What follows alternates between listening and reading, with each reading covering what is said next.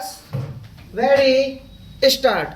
In a country as large as India, with its social diversities and with a growing population, the problems of reconstruction are bound to be colossal, and the needs in the spread of education, growing of sufficient food, provision of housing or other basic amenities to the pupil are continuous and ever increasing. But in meeting these needs, our unshakable aim is the building of an equitable society and an economic system in which there will be no exploitation of man by man. We have yet a long way to travel before we can make any claim to success.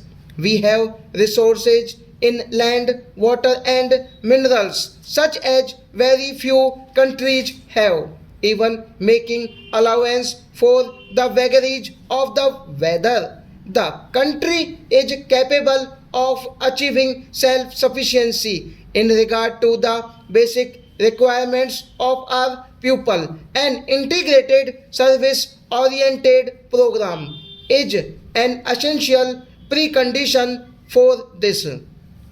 I have always advocated that planning for development to be realistic has to be started from the village level. I am glad that there is today an increasing realization of the need for this. Plans and programs are not intended to be mere assessment charts or arithmetical projections of national resources. Our commitment to the gigantic but inescapable task of the removal of poverty is a mandate for our people, and it has to be fulfilled in the quickest possible time and in the smoothest possible manner.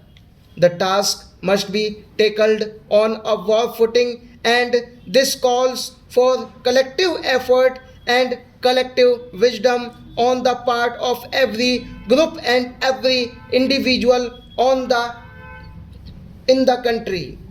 The resources of the country, whether at the disposal of the states or at the disposal of the union, are the common assets of the nation, whether in the matter of sharing interstate water or power in the equitable distribution of essential commodities, including food supplies, or in the distribution of cement and steel for construction activities.